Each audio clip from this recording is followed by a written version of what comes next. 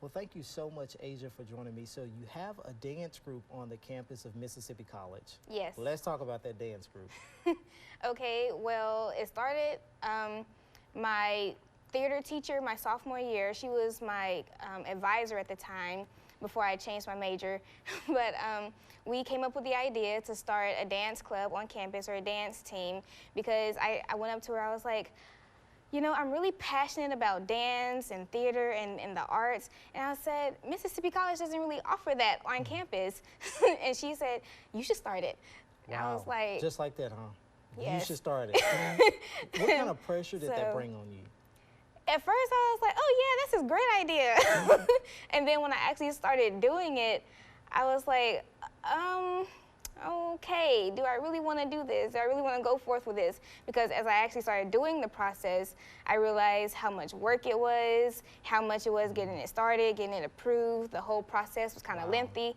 I was like, it was a lot of nights during the process of just getting it together. I was like, you know what, do I really want to do this?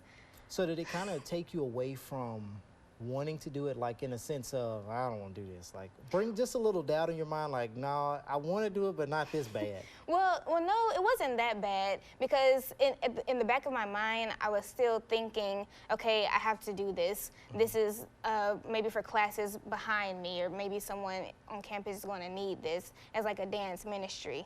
So that's good. So we're talking about the dance team. What's the name of it? Monarch Dance Team. Monarch Dance Team. And what's the ultimate purpose of it? You've started it, you've went through the tedious journey of starting this organization. What was the purpose of it? The whole purpose of it was fellowship, ministry, and just teaching others about the arts and how beautiful dance is. So you brought along with you 3 other ladies. Yes, I did. No men. Are men not allowed to be a part of this? Men can be a part, but it's more common that we have women audition, well, females on campus. I did have one male audition the first semester that it started up.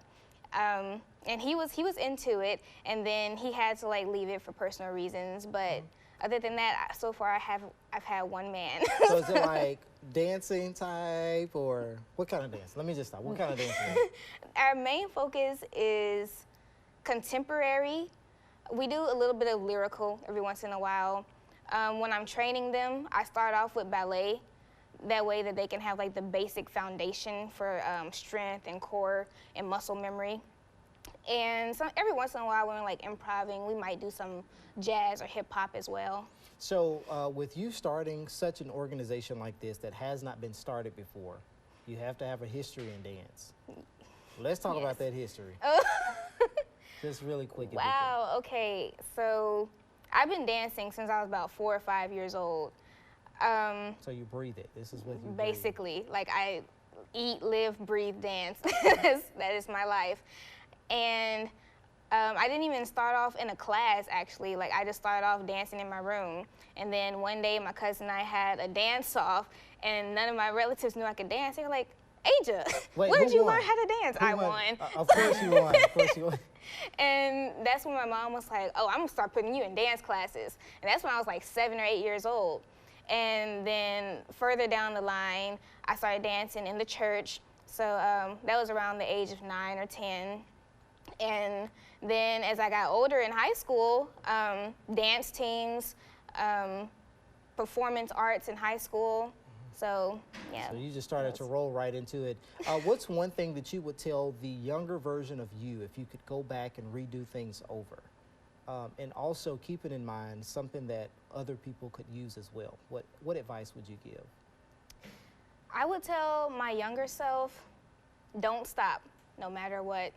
Always keep going, always keep pushing forward. Because there were a lot of times when I was younger, I would, especially practicing those splits, I would be like, you know what, this is not worth it, but I'm so glad that I did and I continued it. And I'll even tell some of my girls now in college, you know, like keep practicing, keep pushing. I was like, I know it might hurt right now, it doesn't feel uncomfortable right now, but the more you practice it, the more you do it, you know, it's gonna be a breeze in no time. Well, Asia, keep dancing your way through life, and we wish you the best from here. Thank you so much. Thank you.